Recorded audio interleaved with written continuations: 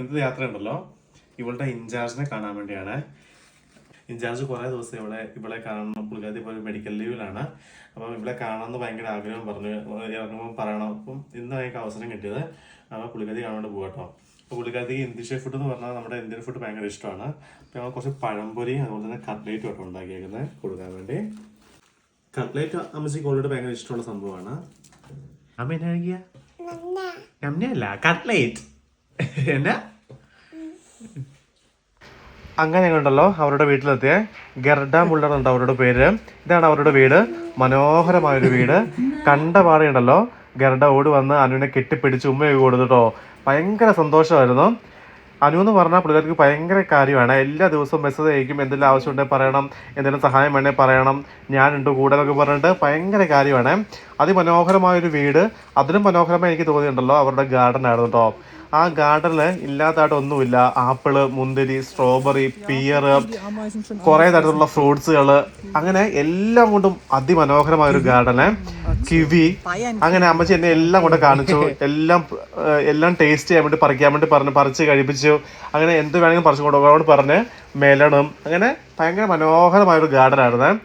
ആമയ്ക്ക് വേണ്ടി അമ്മച്ചി രാവിലെ മുതൽ ഒരു ചെറിയ പൂളൊക്കെ സെറ്റാക്കി വെച്ചേക്കുമായിരുന്നു.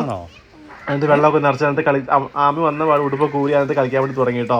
ഞാൻ ഈ ഗാർഡനിലോട്ടും പോയി. പിന്നെ അവർ വർത്തമാനം പറഞ്ഞുകൊണ്ടിരുന്നത് ഇതുണ്ടോ, ഇതാണ് ആ മെക്സിക്കൻ എന്ന് പറഞ്ഞ ഒരു സാധനം. മെക്സിക്കൻ നമ്മുടെ നാട്ടിലെ ഞൊട്ടങ്ങയില്ലേ, ഞൊട്ടങ്ങയുടെ ഒക്കെ വലിയൊരു വേർഷനാണ്. വലിയ മധുരമില്ല, ചെറിയൊരു മധുരവും ചെറിയൊരു പുളിയൊക്കെ ആയിട്ട് കഴിക്കുമ്പോൾ തക്കാളി പോലെ ഇരിക്കും. അമ്മച്ചി ബേക്ക് ചെയ്ത കേക്കും ജ്യൂസും അങ്ങനെ വയറ് നിറച്ച് കഴിപ്പിച്ചിട്ടാണ് അവിടുന്ന് വിട്ടത്. ആമി വെള്ളത്തിൽ ഭയങ്കര കളിയായിരുന്നു. ഞാൻ ഓർക്കുമായിരുന്നേ എന്ത് നല്ല മനുഷ്യരാണല്ലേ. ഞങ്ങൾ ഈ താമസിക്കുന്ന ചുറ്റുപാടൊക്കെ ഒരുപാട് നല്ല മനുഷ്യരാണ് കേട്ടോ.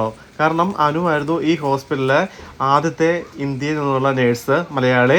അതുകൊണ്ട് തന്നെ അനുവിന് ഭയങ്കര കാര്യമായിരുന്നു. ആ കാര്യം ഇപ്പോഴും ഉണ്ട്. ആ കാര്യവും സ്നേഹവും ഇപ്പോഴും ഉണ്ട്. ഇതൊക്കെ അമ്മച്ചിയുടെ ഗാർഡനിലെ മാർബിളും അങ്ങനത്തെ പല പല ഫ്രൂട്ട്സ് ഞങ്ങൾക്ക് പറിച്ച് തന്നു വിടുന്നതാണ്. അതിമനോഹരമായ ഒരു വൈകുന്നേരമായിരുന്നു കേട്ടോ അന്ന്. എന്നിട്ട് എന്ത് മനോഹരമായ ഒരു വീടാണെന്ന് അറിയോ. നല്ല ഗാർഡനും. ആമിക്ക് കുറേ കളിപ്പാട്ടം ഒക്കെ കൊടുത്ത് അവൾ ഭയങ്കര ബിസി ആയിരുന്നേ. ആമയ്ക്ക് പിന്നെ വെള്ളവും കളിപ്പാട്ടവും മണ്ണൊക്കെ കണ്ടാൽ പിന്നെ ഞങ്ങളൊന്നും മൈൻഡ് ചെയ്തില്ല. അവിടെ അവളുടെ പാട്ട് നോക്കി പൊക്കോളും. പിന്നെ കുറച്ച് സമയം വർത്തമാനമൊക്കെ പറഞ്ഞ് ഗരുഡ അമ്മേനെയൊക്കെ പോയി കണ്ട് ഞാൻ തിരിച്ചു പോകുന്നുണ്ടോ. തിരിച്ചു പോകുന്നപ്പോൾ ഗരുഡ പറഞ്ഞൊരു വാക്കുണ്ട്, എപ്പോൾ വേണമെങ്കിൽ നിങ്ങൾക്ക് പോരാം, എപ്പോൾ ഏത് സമയത്തും ഈ വീടിൻ്റെ ഭാഗത്ത് നിങ്ങൾക്ക് മുമ്പിൽ തുറന്നിട്ടുണ്ടാവുമെന്ന്. അങ്ങനെ അവരോടൊക്കെ യാത്ര പറഞ്ഞ് തിരിച്ചു പോകുന്നത്. അപ്പോൾ വീണ്ടും മറ്റൊരു വീട് കാണാം. Bye bye.